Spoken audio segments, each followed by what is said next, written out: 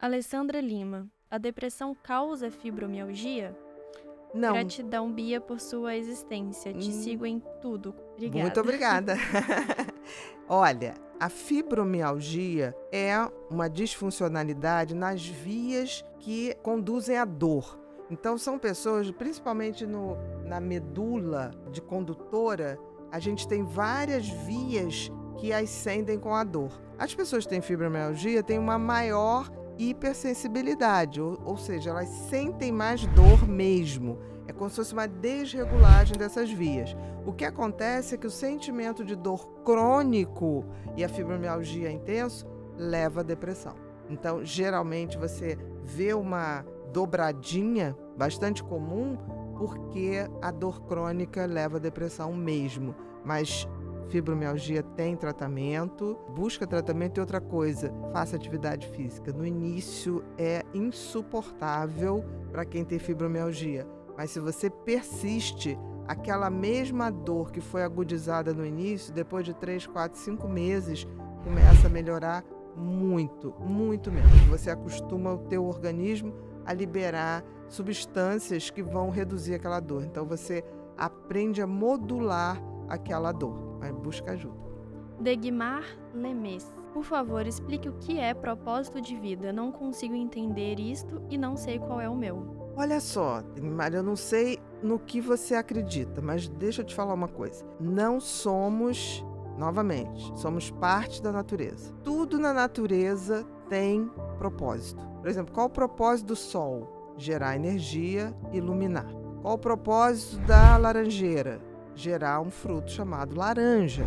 Então, assim, tudo que existe no universo tem propósito, mesmo que a gente desconheça. A diferença de nós para os outros animais ou para os vegetais é que, de alguma maneira, o design do universo que nos criou nos deu o tal do livre-arbítrio. Nós somos os únicos animais conhecidos, é claro, que podemos refletir sobre isso. O sol não reflete sobre si, a laranjeira não reflete sobre si, mas cumpre a sua função. Um rio, ele sempre vai dar no mar, cumprindo a sua função. Então, quando eu falo de propósito, a natureza nos criou com algum propósito. Qual é a dica do propósito, né? Porque o próprio Criador que criou a nós para poder perceber isso, né? Somos os únicos animais que refletimos e percebemos isso, nos deu algumas dicas, que são os talentos. A gente vê que desde muito cedo, algumas crianças têm mais facilidade para algumas coisas do que outras. E isso está exatamente na palestra que eu acabei de fazer. Por quê? Porque não existe um cérebro perfeito. Nessa dimensão em que vivemos, não existe. Então, existe um cérebro que vai ter muito mais facilidade em determinadas áreas e um pouquinho de dificuldade em outras. Essa é a condição humana, do cérebro humano. Não existe a perfeição. Então, repara direitinho o que você, desde criança, tinha uma tendência, tinha uma facilidade, e em algum momento isso se perdeu. Mas o propósito da tua vida sempre vai estar relacionado à sua maior facilidade, os seus talentos e os seus dons. Isso com certeza não tenho dúvida. E realizar, achar esse propósito, colocar ele em ação, é simplesmente realizar o destino da gente e mais ainda, é ser feliz. Ser feliz é cumprir com a nossa missão, é ao que fomos destinados nesse planeta aqui. Maristela, como se livrar de um sentimento de desesperança?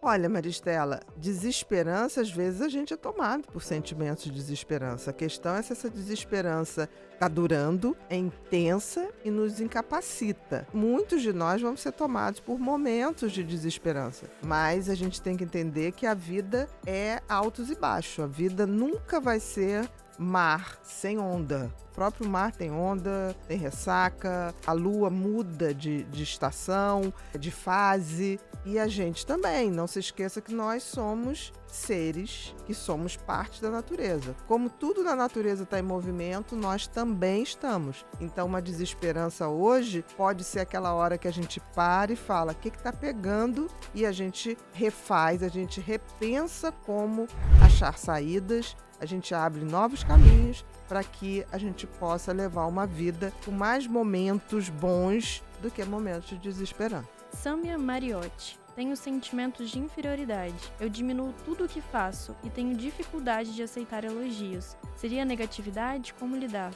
Seria negatividade ligada a uma autoestima muito baixa. Não sei, Samia, no sentido assim, qual foi a sua história. Se isso tá na sua história desde muito cedo, com pais que desacreditavam, do tipo, você não vai dar pra nada, você realmente é uma pessoa, por que você não é como seu primo, por que você não é como sua prima? Isso costuma estar nessa história das pessoas que têm muita dificuldade de aceitar o que elas têm de bom.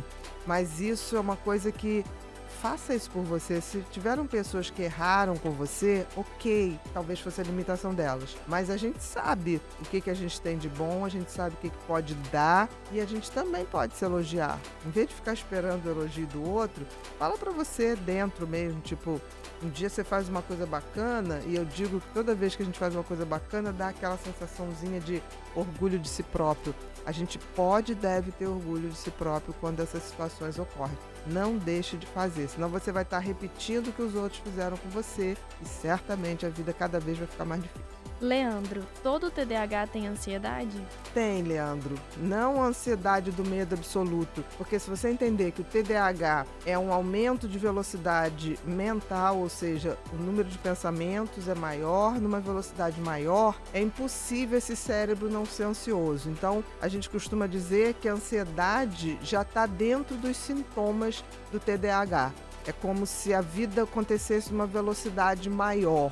A gente está sempre pensando em tantas hipóteses acabam botando a gente num futuro. E se a gente lembrar que o excesso de futuro gera ansiedade, um TDAH vive o tempo todo derivando pensamentos e isso é ansiedade pura.